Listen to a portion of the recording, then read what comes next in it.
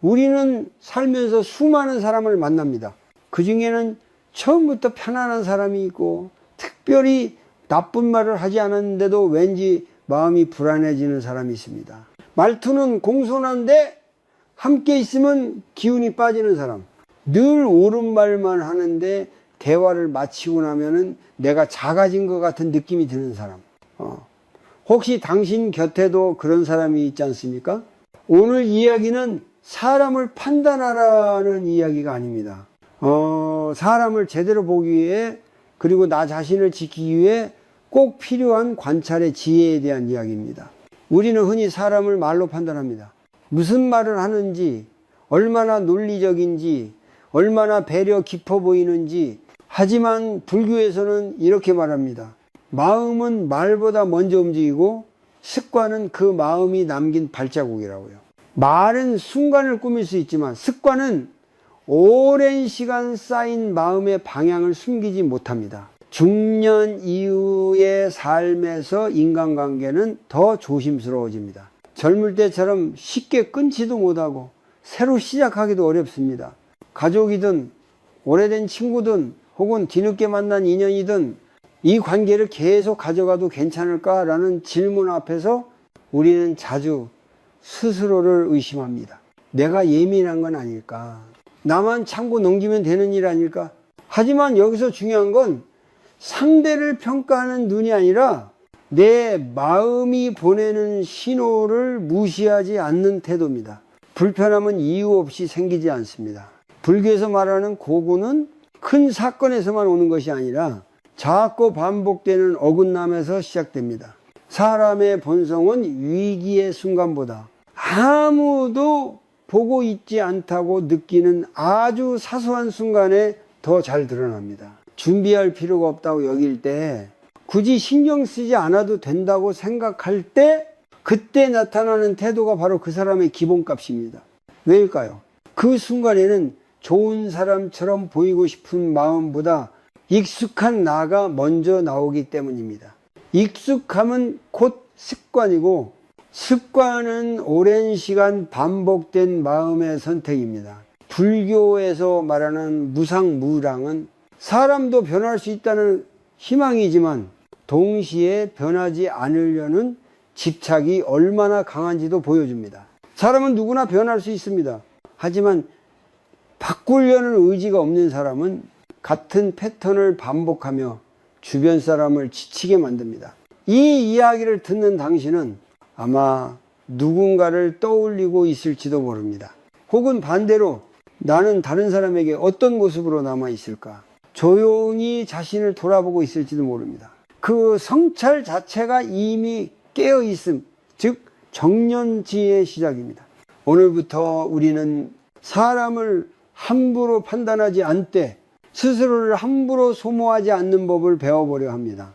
누군가를 끊어내기 위한 기준이 아니라 거리와 깊이를 조절하기 위한 기준입니다. 중년 이후의 관계는 얼마나 가까운가 보다 얼마나 편안한가가 더 중요해집니다.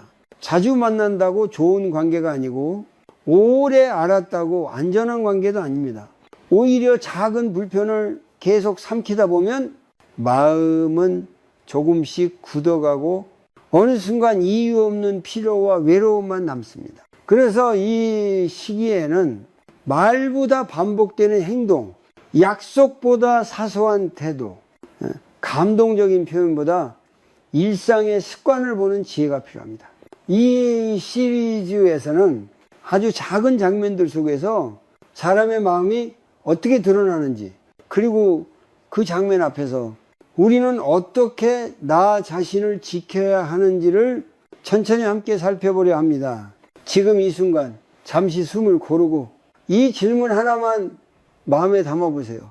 이 사람과 함께한 뒤 내 마음은 편안해지는가 아니면 줄어드는가? 그 질문에 귀 기울이는 것, 그것이 오늘 이야기의 출발점입니다. 사람의 마음은 눈에 보이지 않습니다. 그래서 우리는 늘 말과 표정을 통해 상대를 이해하려 합니다. 하지만 말은 의식적으로 다듬을 수 있고 표정도 상황에 따라 바꿀 수 있습니다. 반면에 자주 사용하는 작은 공간은 그렇지 않습니다. 그곳에는 준비된 모습보다 평소의 습관이 그대로 남아 있습니다. 불교에서는 마음을 흐르는 곳이라고 말합니다. 마음이 흐른 자리에 흔적이 남고 그 흔적이 반복되면 성향이 됩니다. 그리고 그 성향이 가장 솔직하게 드러나는 곳이 바로 우리가 무심코 다루는 일상의 공간입니다. 중년이 되면은 누구나 삶이 복잡해집니다. 가정, 돈, 건강, 자식 문제까지 머릿속에 늘 여러 생각이 동시에 떠 있습니다. 그래서 정리가 안 된다는 말을 쉽게 합니다. 하지만 여기서 중요한 것은 정리가 안 되는 상황이 아니라 정리를 대하는 태도입니다. 어떤 사람은 급한 순간에도 필요한 것을 비교적 차분하게 꺼냅니다. 완벽하지 않아도 내가 책임질 수 있는 범위를 알고 있기 때문입니다. 반면 어떤 사람은 작은 일 앞에서도 늘 허둥댑니다. 무엇이 어디 있는지 모르고 결국 주변 사람에게 도움을 요청합니다. 이 차이는 능력의 문제가 아닙니다. 심리학에서는 이거를 내적 질서와 외적 질서의 연결이라고 설명합니다. 머릿속이 늘 과부하 상태인 사람은 외부 환경에서도 질서를 유지하기 어렵습니다. 그리고 그 상태가 오래 지속되면 자신도 모르게 책임을 미루는 습관이 만들어집니다. 불교에서 말하는 고는 고통 그 자체보다 고통을 마주하지 않으려는 태도에서 더 깊어집니다. 정리하지 않는 것은 게으름이 아니라 마주하기 싫은 마음일 수 있습니다. 혼란스러운 상태를 그대로 두는 것이 잠시 편해 보이기 때문입니다. 중년 이후의 인간관계에서 이런 태도는 아주 중요한 신호가 됩니다. 왜냐하면 인생의 이 시기에는 예기치 않은 상황이 자주 찾아오기 때문입니다. 부모의 병환, 갑작스러운 지출, 자녀의 문제, 건강의 변화, 이럴 때 함께 있는 사람이 스스로를 정돈할 수 있는 사람인지 아니면 늘 누군가가 대신 정리해 주길 기다리는 사람인지에 따라 관계의 무게는 완전히 달라집니다. 여기서 오해하지 말아야 할 것이 있습니다. 정돈된 사람이라고 해서 차갑거나 계산적인 사람이 아닙니다. 오히려 반대인 경우가 많습니다. 자기 삶을 관리할 수 있는 사람은 이 타인에게 과도한 기대를 하지 않습니다. 그래서 관계가 가볍고 편안합니다. 반면 늘 준비되지 않은 상태에 익숙한 사람은 자신도 모르게 주변 사람에게 기대게 됩니다. 처음에는 작은 부탁이지만은 그것이 반복되면은 관계는 점점 한쪽으로 기울어집니다. 한 사람은 늘 챙기고 다른 한 사람은 늘 받아들이는 구조가 됩니다. 불교에서는 이것을 집착의 한 형태라고 봅니다. 물건에 대한 집착이 아니라 이 타인의 배려에 대한 집착입니다. 누군가는 나를 도와줄 거야 라는 기대가 습관이 될 때 그 사람은 스스로 성장할 기회를 놓치게 됩니다. 이 지점에서 우리는 상대를 비난할 필요도 밖으로 애쓸 필요도 없습니다. 다만 관찰할 필요가 있습니다. 그리고 그 관찰은 판단이 아니라 자기 보호를 위한 것입니다. 지금 이 이야기를 들으며 당신의 삶 속 한 장면이 떠오를지도 모릅니다. 함께 있으면 늘 내가 정리하는 역할을 맡게 되는 사람, 중요한 순간마다 내가 대신 책임을 지게 되는 관계, 그때 느꼈던 피로감은 당신이 약해서가 아니라 이미 마음이 신호를 보내고 있었기 때문입니다. 여기서 아주 간단한 실천 하나를 제안합니다. 다음에 누군가와 함께 있을 때 그 사람이 작은 일 앞에서 어떻게 반응하는지 말없이 한 번만 지켜보세요. 도와줄지 말지는 나중 문제입니다. 먼저 보는 것이 중요합니다. 그리고 집으로 돌아온 뒤 조용히 자신에게 이렇게 물어보세요. 이 사람과 함께 있으면 나는 더 단단해지는가 아니면 더 지치는가? 이 질문에는 정답도 죄책감도 필요 없습니다. 그저 있는 그대로 느끼는 것, 그것이 바로 정념의 연습입니다. 다음 이야기에서는 이 작은 준비의 태도가 어떻게 책임을 미루는 습관으로 이어지는지, 그리고 그 신호를 어떻게 알아차릴 수 있는지 조금 더 구체적으로 살펴보겠습니다. 사람의 마음은 말보다 손의 움직임에서 먼저 드러날 때가 있습니다. 특히 모두가 잠깐 멈추는 순간 이제 누가 나설까라는 공기가 흐를 때 그 짧은 침묵 속에서 어떤 사람의 오래된 습관이 모습을 드러냅니다. 중년이 되면 우리는 돈의 크기보다 태도의 무게를 더 잘 느끼게 됩니다. 얼마를 냈느냐보다 그 상황에서 상대가 어떤 마음으로 움직였는지가 오래 남습니다. 그리고 그 마음은 종종 지금은 좀 피하고 싶다는 선택으로 나타납니다. 함께 식사를 하고 계산대 앞에 섭니다. 분위기는 나쁘지 않았고 대화도 자연스러웠습니다. 그런데 그 순간 어떤 사람은 갑자기 휴대폰을 만지작거리고 어떤 사람은 가방을 열었다 닫았다 하며 시간을 끕니다. 말은 있습니다. 다음에 내가 할게. 지난번엔 내가 냈잖아. 하지만 손은 움직이지 않습니다. 이 장면은 사소해 보입니다. 그래서 우리는 보통 이렇게 넘깁니다. 그럴 수도 있지. 괜히 내가 예민한가? 하지만 불교에서는 사소한 선택이 반복될 때 그것은 업이 된다고 말합니다. 한 번의 우연은 실수일 수 있지만 여러 번의 반복은 습관이고 습관은 그 사람의 삶의 방향입니다. 심리학에서는 이를 자기 합리화의 반복이라고 설명합니다. 오늘은 넘어가도 괜찮겠지. 상대도 불편해하지 않는 것 같아. 이런 생각이 쌓이면 책임을 피하는 행동이 점점 자연스러워집니다. 그리고 어느 순간 그 사람은 스스로를 원래 그런 사람으로 규정합니다. 문제는 여기서 시작됩니다. 책임을 피하는 습관은 돈 앞에서만 나타나지 않는다는 점입니다. 작은 약속, 불편한 대화, 사과가 필요한 순간에서도 같은 패턴이 반복됩니다. 늘 한 발 뒤로 물러서고 누군가 대신 나서길 기다립니다. 중년 이후의 관계에서 이런 습관은 특히 위험합니다. 왜냐하면 이 시기의 삶은 예상하지 못한 책임을 자주 요구하기 때문입니다. 부모의 병간호, 가족의 재정 문제, 갑작스러운 위기 앞에서 늘 지금은 상황이 안 돼라고 말하는 사람은 결국 가장 필요한 순간에 곁에 없을 가능성이 큽니다.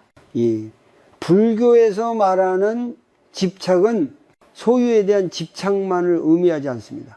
편함에 대한 집착, 불편을 피하고 싶은 마음에 대한 집착도 깊은 집착입니다. 책임을 지지 않음으로써 지금의 편안함을 유지하려는 마음은 당장은 가벼워 보이지만 관계에는 무거운 짐을 남깁니다. 여기서 중요한 것은 그 사람을 비난하거나 평가하는 것이 아닙니다. 우리가 해야 할 일은 그 패턴을 있는 그대로 보는 것입니다. 그리고 그 패턴이 나에게 어떤 영향을 주는지 정직하게 느끼는 것입니다. 혹시 이런 경험이 있으신가요? 늘 내가 먼저 계산하고 늘 내가 정리하고 늘 내가 상황을 마무리합니다. 처음에는 내가 여유가 있어서라고 생각합니다. 하지만 시간이 지나면 이상하게 마음이 서늘해집니다. 내가 베푸는 사람이 아니라 당연히 맡게 된 사람이 된 것 같은 느낌. 그 피로는 당신의 성격 때문이 아닙니다. 이미 관계의 균형이 무너지고 있다는 신호입니다. 불교에서는 보시를 귀하게 여깁니다. 하지만 보시는 억지로 하는 희생이 아닙니다. 기쁨이 없는 보시는 곧 원망으로 바뀌기 쉽습니다. 그래서 지혜로운 보시는 먼저 자신의 마음을 살핍니다. 나는 지금 기쁜가 아니면 참고 있는가?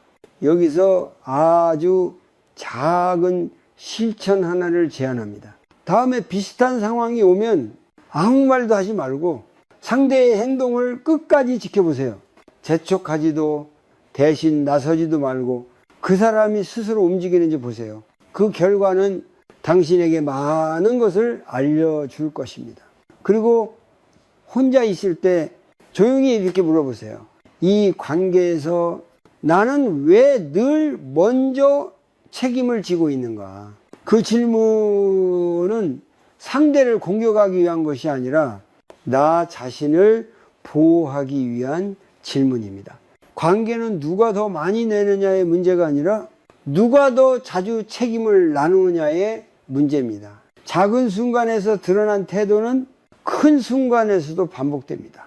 그 사실을 알아차리는 것은 차가움이 아니라 지혜입니다. 다음 이야기에서는 겉으로는 솔직해 보이지만 사실은 변화를 거부하는 말, 나는 원래 이런 사람이야 라는 표현이 관계에 어떤 상처를 남기는지 함께 살펴보겠습니다. 사람은 누구나 바쁩니다. 중년이 되면 더 그렇습니다. 일, 가족, 건강, 돈 문제까지 하루에도 수십 가지 생각이 머릿속을 스칩니다. 그래서 우리는 쉽게 이렇게 말합니다. 요즘 너무 바빠서 그래. 마음은 있는데 여유가 없어. 하지만 바쁨과 마음이 없는 것은 다릅니다. 불교에서는 마음을 어디에 두고 있는가로 설명합니다.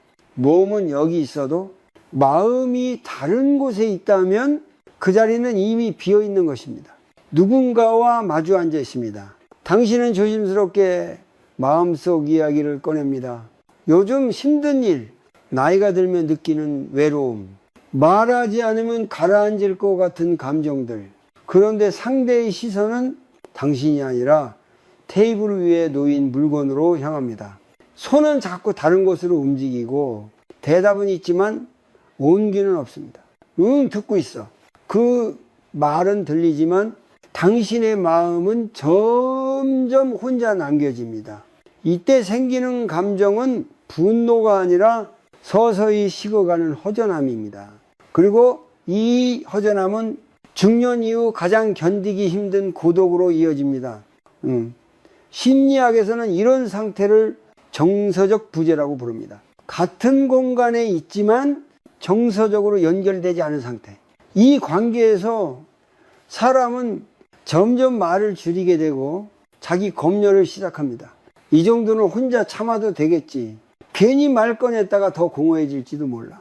불교에서 말하는 고구는 큰 상처보다 이렇게 말하지 못한 마음이 오래 쌓일 때 더 깊어집니다. 아무도 때리지 않았는데 아프고 아무도 버리지 않았는데 버려진 느낌이 듭니다. 여기서 중요한 것은 상대가 일부러 당신을 무시하는지 아닌지가 아닙니다. 핵심은 그 사람이 관계를 대하는 기본 태도입니다. 마음이 중요한 자리에 있을 때 사람은 저절로 몸도 그 자리에 둡니다. 진심이 있는 사람은 잠깐의 불편함을 감수하고서라도 상대 앞에 머무릅니다. 중년의 관계에서 이 머무름은 아주 중요합니다. 우리는 더 이상 화려한 말이나 큰 약속을 원하지 않습니다. 그저 내 이야기를 할 때 누군가가 그 자리에 있어 주기를 바랍니다. 그것만으로도 마음은 다시 숨을 쉴 수 있습니다. 불교의 정념은 지금 이 순간에 머무는 연습입니다. 하지만 어떤 사람은 타인과 함께 있을 때조차 그 연습을 하지 않습니다. 늘 다른 자극, 다른 걱정, 다른 생각에 마음을 빼앗긴 채 살아갑니다. 그 상태가 습관이 되면 그 사람은 누구 앞에서도 깊이 머물지 못합니다. 이런 사람과 오래 함께하면 당신은 점점 스스로를 의심하게 됩니다. 내 이야기가 시시한가? 내가 너무 감정적인가? 하지만 아닙니다. 당신의 마음은 존중받아야 할 자리에 있었습니다. 다만 상대가 그 자리에 마음을 두지 않았을 뿐입니다. 여기서 우리는 중요한 선택 앞에 서게 됩니다. 계속 설명하고 이해시키고 관심을 요구할 것인가? 아니면 그 사람이 줄 수 있는 만큼만 받아들이고 나의 마음을 다른 곳에 둘 것인가? 불교에서 말하는 집착을 놓는다는 것은 사람을 버린다는 뜻이 아닙니다. 이 사람이라면 당연히 이 정도는 해줄 거야 라는 기대를 내려놓는 것입니다. 기대가 줄어들면 실망도 줄어들고 그만큼 마음은 가벼워집니다. 여기서 작은 실천 하나를 제안합니다. 다음에 누군가와 대화를 할 때 상대의 말을 평가하지 말고 내 몸의 반응을 느껴보세요. 가슴이 답답해지는지, 어깨가 굳는지, 말을 멈추고 싶은 충동이 드는지. 몸은 마음보다 먼저 진실을 합니다. 그리고 대화가 끝난 뒤 조용히 이렇게 물어보세요. 나는 이 관계 안에서 내 마음을 숨기고 있는가? 아니면 자연스럽게 놓고 있는가? 이 질문에 옳고 그름은 없습니다. 다만 그 답은 당신이 앞으로 어떤 거리를 유지해야 할지를 조용히 알려줄 것입니다. 다음 이야기에서는 겉으로는 솔직해 보이지만은 사실은 변화와 책임을 피하는 말, 나는 원래 이런 사람이야 라는 표현이 왜 관계를 병들게 하는지 더 깊이 들여다보겠습니다. 이 사람의 말에는 두 가지 기능이 있습니다. 하나는 마음을 전하는 기능이고 다른 하나는 마음을 숨기는 기능입니다.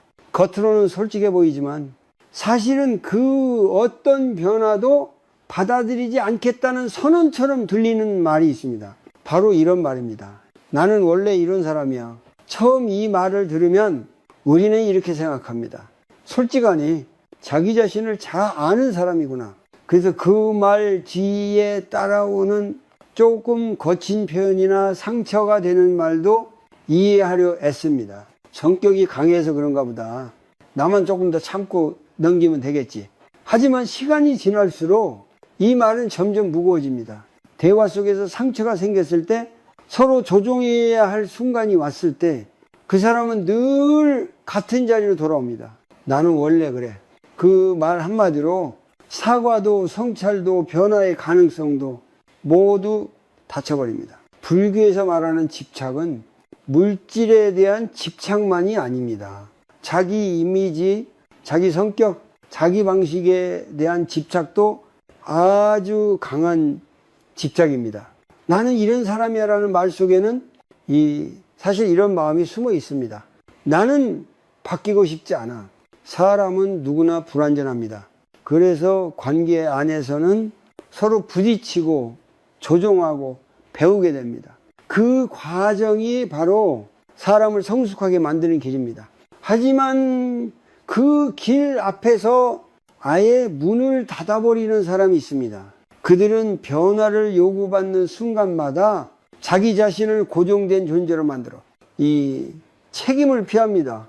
심리학에서는 이런 태도를 변화 회피라고 부릅니다. 자신의 말과 행동이 상대에게 어떤 영향을 주는지 알고 있어도 그 피드백을 받아들이는 것이 두렵기 때문에 원래 그렇다는 말로 방어막을 치는 것입니다. 이 방어는 자기 자신을 보호하는 것처럼 보이지만 사실은 관계를 서서히 말라가게 합니다. 중년 이후의 관계에서 이런 태도는 특히 깊은 상처를 남깁니다. 우리는 이 나이가 되면 이미 많은 것을 겪었고 더 이상 상처받을 힘도 많지 않습니다. 그래서 누군가의 말에 다치면 크게 항의하기보다 조용히 물러나게 됩니다. 말수가 줄고 표현을 아끼고 마음을 접습니다. 문제는 이 과정이 눈에 잘 띄지 않는다는 점입니다. 겉으로는 여전히 관계가 유지되는 것처럼 보입니다. 하지만 안쪽에서는 한 사람만 계속 참고 한 사람만 계속 조심합니다. 불교에서 말하는 고는 이렇게 불균형한 관계에서 조용히 자랍니다. 여기서 꼭 기억해야 할 것이 있습니다. 솔직함과 무례함은 다릅니다. 직설과 배려 없음도 다릅니다. 진짜 솔직함에는 상대의 반응을 들을 준비가 포함되어 있습니다. 내가 이렇게 말했는데 너는 어땠어? 이 질문이 없는 솔직함은 사실상 일방적인 표현일 뿐입니다. 나는 원래 그래 라는 말이 반복해서 들린다면 그것은 성격의 설명이 아니라 관계에 대한 태도입니다.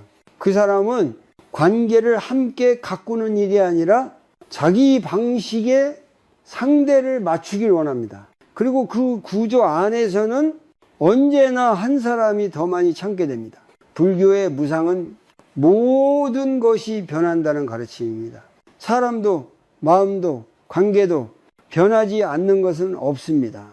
그런데도 나는 안 변해라고 말하는 순간 그 사람은 스스로 성장의 흐름에서 벗어나게 됩니다. 그리고 그 곁에 있는 사람은 자신만 변해야 하는 위치에 놓입니다. 이 지점에서 우리는 중요한 선택을 해야 합니다. 계속 설명하고 이해시키고 변화를 기대하며 에너지를 쓸 것인가? 아니면 그 사람이 보여주는 한계만큼만 받아들이고 내 마음의 거리를 조절할 것인가? 이것은 도망이 아닙니다. 자기보호입니다. 불교에서 말하는 지혜로운 놓아줌은 미워하지 않되 기대하지 않는 것입니다. 기대가 줄어들면은 상처도 줄어듭니다. 여기서 작은 실천 하나를 제안합니다. 다음에 누군가가 나는 원래 이런 사람이야 라고 말한다면 그 말의 진위를 따지지 말고 속으로 이렇게 되뇌어 보세요. 아, 이 사람은 지금 변화할 준비가 없구나.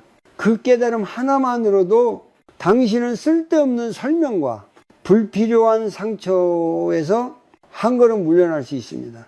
관계는 서로 조금씩 조정할 수 있을 때 살아 움직입니다. 한쪽만 늘 고정되어 있다면 그 관계는 당신을 성장시키기보다 서서히 소모시킬 가능성이 큽니다. 다음 이야기에서는 사람의 인격이 어디에서 가장 분명하게 드러나는지, 특히 힘이 약한 사람을 대하는 태도가 왜 중요한 기준이 되는지 함께 살펴보겠습니다. 사람의 인격은 자신에게 도움이 되는 사람 앞에서보다 아무런 이익도 주지 못하는 사람 앞에서 더 또렷이 드러납니다. 이 사실을 우리는 이미 여러 번 보아왔지만 막상 그 장면 앞에 서면 대수롭지 않게 넘기곤 합니다. 그럴 수도 있지. 오늘 컨디션이 안 좋았나 보다. 하지만 불교에서는 반복해서 드러나는 태도는 그 사람의 마음자리라고 말합니다. 잠깐의 실수는 누구에게나 있을 수 있지만 늘 같은 대상에게만 거칠어지는 모습은 우연이 아닙니다. 함께 식당에 들어갑니다. 당신에게는 부드럽게 말하던 사람이 주문이 늦어진다는 이유로 직원에게 목소리를 높입니다. 표정이 굳고 말끝이 날카로워집니다. 그 장면을 바라보는 당신의 마음은 이상하게 불편해집니다. 직접 공격을 받은 것도 아닌데 가슴이 답답해지고 몸이 긴장됩니다. 이 반응은 자연스러운 것입니다. 심리학에서는 이를 거울 신경 반응이라고 설명합니다. 타인의 공격적인 태도를 보는 것만으로도 우리의 몸과 마음은 위협을 감지합니다. 왜냐하면 마음 깊은 곳에서는 이렇게 생각하기 때문입니다. 저 모습이 언젠가는 나에게도 향할 수 있다. 불교에서 말하는 자비와 연민은 선택적으로 쓰는 감정이 아닙니다. 내가 좋아하는 사람에게만 친절하고 내가 불편해도 되는 사람에게는 거칠다면 그것은 자비가 아니라 상황에 따른 계산일 뿐입니다. 진짜 자비는 조건이 없는 태도에서 드러납니다. 중년 이후의 삶에서는 이 기준이 더욱 중요해집니다. 나이가 들수록 우리는 점점 약해지는 순간을 맞이합니다. 몸이 아프고 경제적 여유가 줄고 사회적 위치도 달라집니다. 그때 곁에 있는 사람이 약자를 어떻게 대하던 사람인지에 따라 관계의 안전성은 크게 달라집니다. 어떤 사람은 자신보다 아래에 있다고 느끼는 대상에게 말을 함부로 합니다. 지시하듯 말하고 참을성을 잃고 작은 실수에도 크게 반응합니다. 그 모습은 그 사람이 힘을 가졌을 때 어떤 선택을 하는지를 보여줍니다. 불교에서는 힘을 가졌을 때 드러나는 마음을 아주 중요하게 봅니다. 왜냐하면 그 순간이 가장 솔직한 순간이기 때문입니다. 참을 필요도 없고 눈치를 볼 이유도 없을 때 나오는 태도야말로 그 사람의 진짜 습관입니다. 여기서 많은 분들이 이렇게 말합니다. 나한테는 잘해주니까 괜찮지 않을까요? 하지만 관계는 지금의 위치만으로 판단할 수 없습니다. 삶은 끊임없이 변하고 역할도 상황도 바뀝니다. 오늘은 내가 괜찮은 위치에 있어도 내일은 도움을 필요로 하는 자리에 설 수 있습니다. 그때 그 사람이 보여줄 태도는 이미 여러 번 다른 사람 앞에서 연습해온 태도일 가능성이 큽니다. 사람은 갑자기 달라지지 않습니다. 다만 상황이 달라질 뿐입니다. 그래서 불교에서는 타인을 대하는 기본값을 보라고 합니다. 중년의 관계에서 이 사실을 모른 척하면 우리는 종종 나만은 다르겠지라는 기대를 품습니다. 하지만 기대는 집착이 될 때 상처로 돌아옵니다. 집착은 상대에게서 무엇을 받아야만 관계가 유지된다고 믿는 마음입니다. 여기서 중요한 태도는 판단이 아니라 거리 조절입니다. 그 사람을 나쁘다고 단정할 필요도 없고 공개적으로 지적할 필요도 없습니다. 다만 마음속에서 이렇게 정리하면 됩니다. 이 사람은 힘이 약한 대상에게는 조심하지 않는구나. 이 깨달음은 당신을 차갑게 만들지 않습니다. 오히려 더 현실적으로 만듭니다.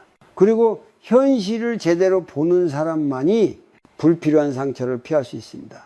여기서 아주 조용한 실천 하나를 제안합니다. 다음에 비슷한 장면을 보게 되면 상대의 말에 집중하지 말고 당신의 몸 반응을 느껴보세요. 숨이 얕아지는지 어깨가 굳는지 시선을 피하고 싶은지 몸은 이미 그 관계의 안전도를 알고 있습니다. 그리고 집에 돌아와 이 질문을 스스로에게 던져보세요. 내가 약해졌을 때도 이 사람 앞에서 마음을 내려놓을 수 있을까? 이 질문에 망설임이 생긴다면은 그 망설임을 무시하지 마세요. 그것은 비난이 아니라 지혜의 신호입니다. 다음 이야기에서는 평소에는 멀쩡해 보이지만 아주 특정한 상황, 특히 통제권을 쥐었을 때 전혀 다른 얼굴을 보이는 사람에 대해 함께 살펴보겠습니다. 사람의 마음은 통제할 수 없는 상황보다 작은 통제권을 쥐었을 때 더 솔직해집니다. 아무 결정도 하지 못할 때는 참고 견디지만 방향을 정하고 속도를 조절할 수 있는 자리에 서면 그동안 눌러두었던 감정이 모습을 드러냅니다. 평소에는 온화하고 예의 바르던 사람입니다. 말도 조심하고 상대를 배려하는 것처럼 보입니다. 그런데 이상하게도 어떤 순간이 오면 그 사람의 얼굴이 완전히 달라집니다. 바로 자신이 상황을 통제한다고 느끼는 순간입니다. 운전대를 잡았을 때, 회의에서 결정권을 가졌을 때, 가족 문제에서 최종 판단을 맡았을 때 그 순간 말투는 짧아지고 인내심은 급격히 줄어듭니다. 사소한 실수에도 짜증이 먼저 나오고 상대의 사정은 더 이상 중요하지 않아집니다. 불교에서는 이를 드러난 마음이라고 표현합니다. 억눌러 두었던 감정이 힘이라는 바람을 만나 겉으로 모습을 드러내는 것입니다. 이때 나타나는 감정은 갑자기 생긴 것이 아닙니다. 이미 안에 있었지만 기회가 없었을 뿐입니다. 중년 이후의 삶에서 이 지점은 아주 중요합니다. 왜냐하면 나이가 들수록 우리는 크든 작든 결정을 내려야 할 순간을 자주 맞이하기 때문입니다. 재산 문제, 부모 부양, 자녀의 선택, 건강과 치료의 방향까지 이 모든 과정에는 누군가의 판단과 통제가 필요합니다. 그때 함께 있는 사람이 통제권을 가질수록 더 거칠어지는 사람이라면 그 관계는 안전하지 않습니다. 불교에서 말하는 고군은 이런 순간에 깊어집니다. 힘을 가진 사람이 자신의 감정을 조절하지 못할 때 그 고통은 늘 가장 가까운 사람에게 향하기 때문입니다. 심리학에서는 이 현상을 탈억제라고 부릅니다. 통제권이 생기면 사회적 억제가 약해지고 평소 눌러두었던 감정이 여과 없이 드러나는 상태입니다. 이때 나오는 말과 태도는 그 사람의 본심에 가깝습니다. 많은 분들이 이렇게 생각합니다. 운전할 때만 그런 거겠지. 그 상황이 유독 스트레스가 심해서 그래. 하지만 중요한 것은 그 감정이 어디에서 풀리느냐입니다. 스트레스는 누구에게나 있습니다. 그러나 그것을 타인에게 쏟아내는 사람과 스스로 조절하는 사람은 다릅니다. 불교에서는 분노를 다루는 능력을 수행의 중요한 기준으로 봅니다. 화를 느끼지 않는 것이 아니라 화를 느끼는 순간 어디까지 허용할 것인지를 아는 것. 이 차이가 사람의 품격을 만듭니다. 중년의 관계에서 이 차이는 더 분명해집니다. 우리는 더 이상 소리를 지르거나 감정을 쏟아내는 관계 안에서 버틸 에너지가 많지 않습니다. 그래서 어떤 사람과 함께 있으면 이상하게 늘 긴장되고 말을 아끼게 되고 상대의 기분을 먼저 살피게 됩니다. 그 이유는 단순합니다. 그 사람은 통제권을 가질수록 주변을 편안하게 만드는 사람이 아니라 주변을 위축시키는 사람이기 때문입니다.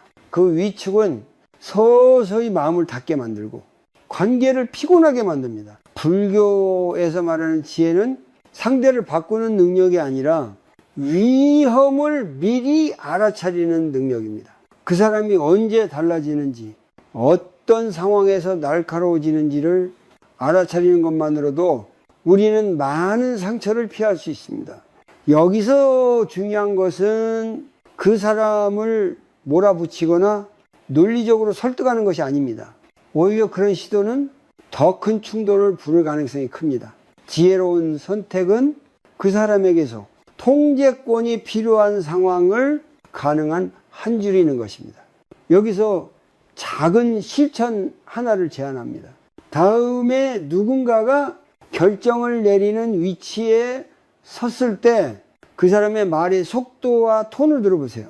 설명하려는지, 명령하려는지, 함께 가려는지, 이기려는지, 그 차이는 아주 분명합니다. 그리고 그 장면이 끝난 뒤 조용히 자신에게 물어보세요. 이 사람과 함께 있으면 나는 더 자유로워지는가? 아니면 더 조심스러워지는가? 이 질문의 답은 당신이 앞으로 어떤 거리를 유지해야 될지 명확하게 알려줄 것입니다. 거리 조절은 관계를 끊는 일이 아니라 관계를 오래가게 만드는 지혜입니다.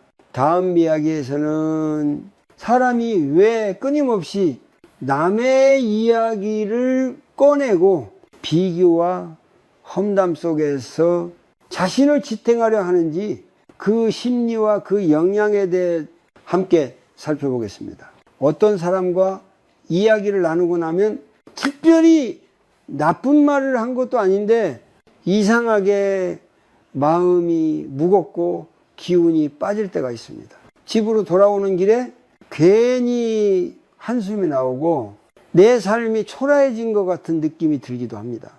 그 이유는 대개 그 대화의 중심이 삶이 아니라 남의 이야기였기 때문입니다. 중년 이후에는 이런 대화를 자주 접하게 됩니다. 누구네 자식이 어떻게 됐다더라, 어느 집 부부 사이가 안 좋다더라, 요즘 누가 잘 나가고 누가 뒤처졌다는 이야기들. 처음에는 그냥 세상 돌아가는 이야기처럼 들리지만 그 말들이 반복될수록 마음속에는 미묘한 불편함이 쌓입니다. 불교에서는 말은 마음을 담는 그릇이라고 합니다. 그릇이 탁하면 그 안에 담긴 마음도 탁해집니다. 끊임없이 남의 삶을 평가하고 비교하는 말 속에는 평안보다 불안이 더 많이 담겨 있습니다. 심리학에서는 이런 태도를 하향 비교라고 부릅니다. 자신보다 못하다고 느끼는 대상을 떠올리며 잠시 위안을 얻는 방식입니다. 그래도 나는 저 사람보다 낫지? 이 생각은 순간적으로는 자존감을 지켜주는 것처럼 보이지만 오래 지속되면은 마음을 더욱 메마르게 만듭니다. 왜냐하면 이 방식은 스스로를 세우는 힘이 아니라 타인을 낮추는 힘에 의존하기 때문입니다. 그래서 이런 대화를 자주 하는 사람은 혼자 있을 때 더 불안해지고 다시 누군가를 만나 또 다른 비교의 재료를 찾게 됩니다. 말이 멈추지 않는 이유는 입이 심심해서가 아니라 마음이 쉬지 못하기 때문입니다.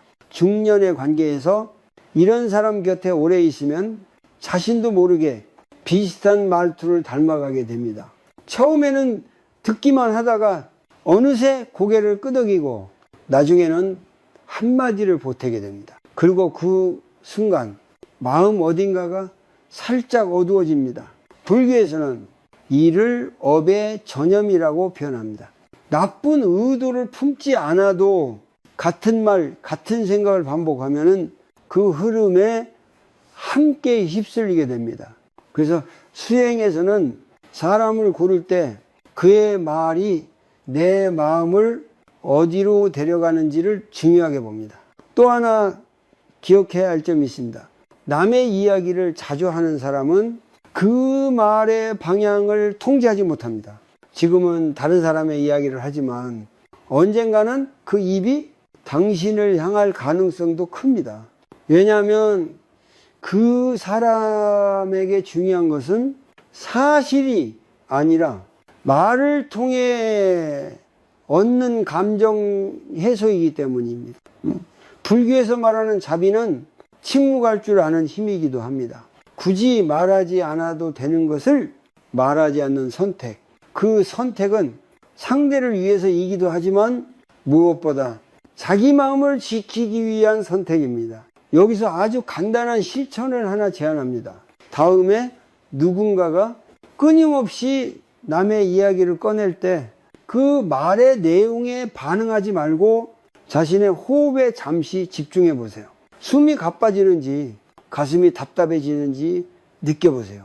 그리고 가능하다면 대화를 부드럽게 다른 방향으로 돌려보세요. 돌려지지 않는다면 그 자리를 오래 유지할 필요는 없습니다.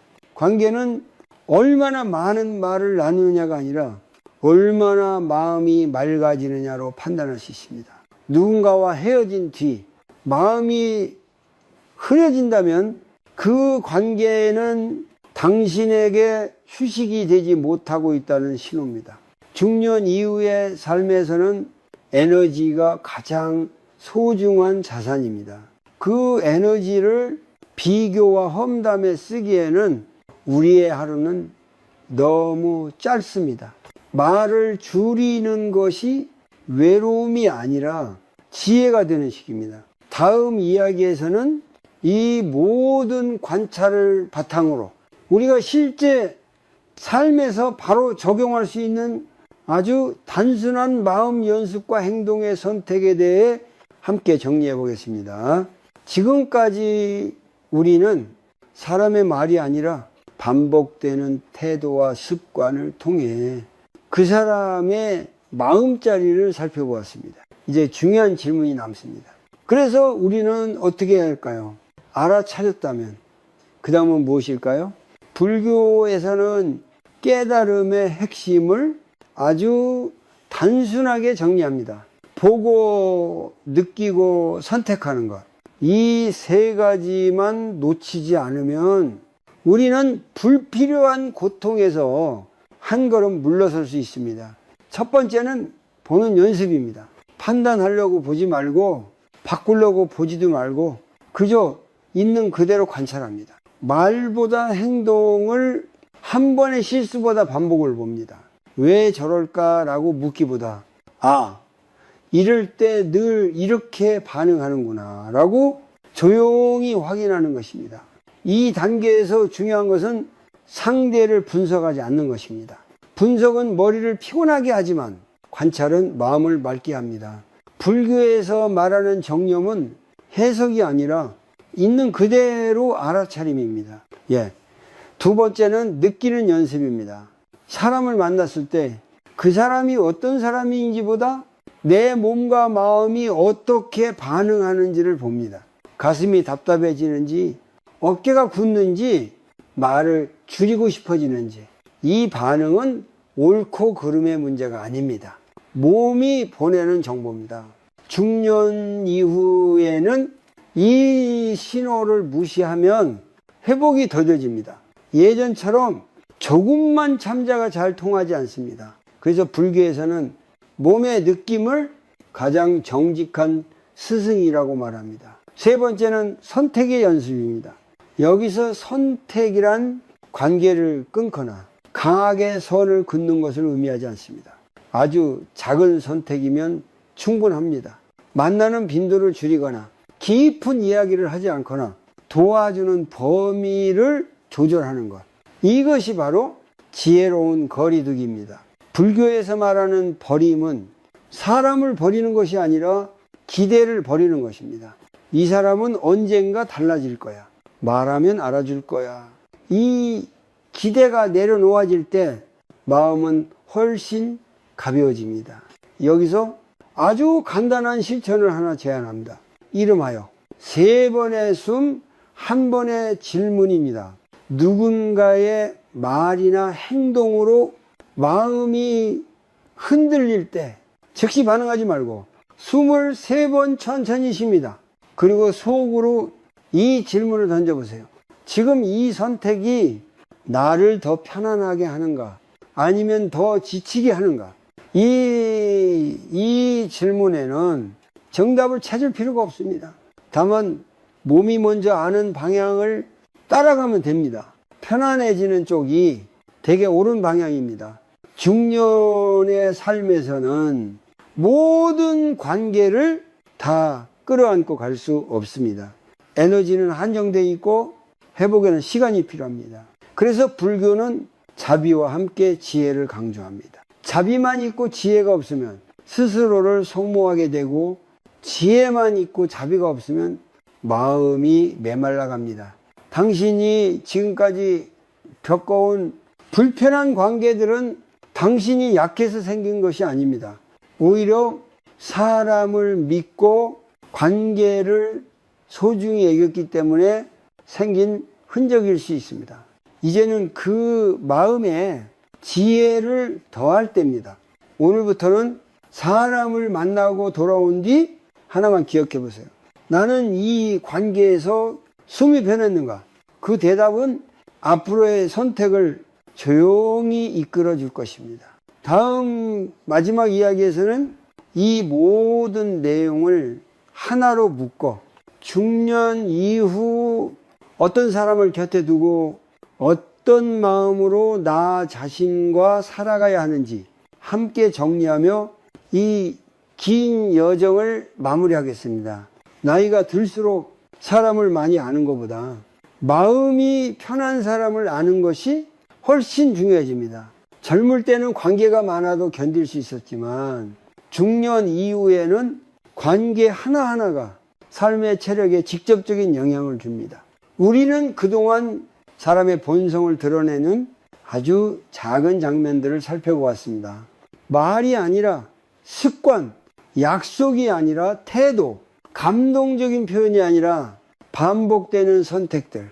이 모든 것은 사람을 평가하기 위한 도구가 아니라 내 삶을 지키기 위한 기준이었습니다. 불교에서는 삶의 고통이 줄어드는 순간을 이렇게 설명합니다. 붙잡지 않을 때 비로소 가벼워진다. 여기서 말하는 붙잡음은 사람 그 자체가 아니라 그 사람이 달라질 것이라는 기대입니다. 기대는 희망처럼 보이지만 관계 안에서는 가장 많은 상처를 남기는 집착이 되기도 합니다. 중년 이후의 관계에서 우리가 배워야 할 가장 큰 지혜는 모든 관계를 깊게 할 필요는 없다는 것입니다. 어떤 관계는 가볍게 안부를 나누는 정도로 충분하고, 어떤 관계는 조언을 나누되 마음을 맡기지 않아도 됩니다. 그리고 아주 드물게 내 약한 모습을 보여도 되는 관계가 있습니다. 그 구분을 가능하게 하는 기준은 상대의 능력이나 성격이 아니라 함께한 뒤의 내 상태입니다. 만난 뒤 숨이 편해지는 사람, 말수가 줄어들지 않는 사람, 나 자신을 지키기 위해 과하게 긴장하지 않아도 되는 사람, 그 사람이 바로 당신의 삶에 남겨둘 사람입니다. 불교에서 말하는 자비는 모두에게 똑같이 마음을 여는 것이 아닙니다. 자비는 미워하지 않되 자기 자신을 희생시키지 않는 태도입니다. 상대를 이해하되 그 이해 때문에 내 마음을 무너뜨리지 않는 선택입니다. 중년 이후의 삶에서는 이 균형이 무엇보다 중요합니다. 자식도, 배우자도, 오래된 인연도 모두 변합니다. 무상은 우리에게 냉정함을 가르치기 위한 가르침이 아니라 변화 앞에서 이 스스로를 잃지 말라는 가르침입니다. 이제 마지막으로 아주 짧은 마음 연습 하나를 함께 나누고 싶습니다. 오늘 밤 하루를 정리하며 이 질문을 조용히 스스로에게 던져보세요. 오늘 내가 만난 사람들 중 나를 가장 나답게 만들어준 사람은 누구였을까? 그리고 동시에 이 질문도 함께 던져보세요. 나는 누군가에게 그런 사람이었을까? 이 두 질문 사이에서 우리는 관계를 정리할 용기와 나 자신을 다듬을 지혜를 동시에 얻게 됩니다. 좋은 사람을 곁에 두는 것도 중요하지만 내가 누군가에게 편안한 사람이 되는 것은 그보다 더 깊은 수행입니다. 삶의 후반으로 갈수록 우리는 점점 더 혼자 있는 시간과 친해져야 합니다. 그 고요 속에서 불필요한 관계는 자연스럽게 떨어져 나가고 정말 필요한 인연만이 남게 됩니다. 그 과정은 외로움이 아니라 정리입니다. 당신은 이미 충분히 애써 왔고 충분히 참고 살아왔습니다. 이제는 더 이상 자신을 증명하지 않아도 됩니다. 마음을 소모시키는 관계에서 조금 물러나도 괜찮습니다. 그 자리에 남는 고요가 당신을 더 단단하게 만들 것입니다. 이 긴 이야기를 끝까지 함께 해주셔서 감사합니다. 오늘 이후로 사람을 보는 눈이 조금은 부드러워지고 무엇보다 자기 자신을 대하는 마음이 조금은 더 따뜻해지기를 조용히 바라봅니다.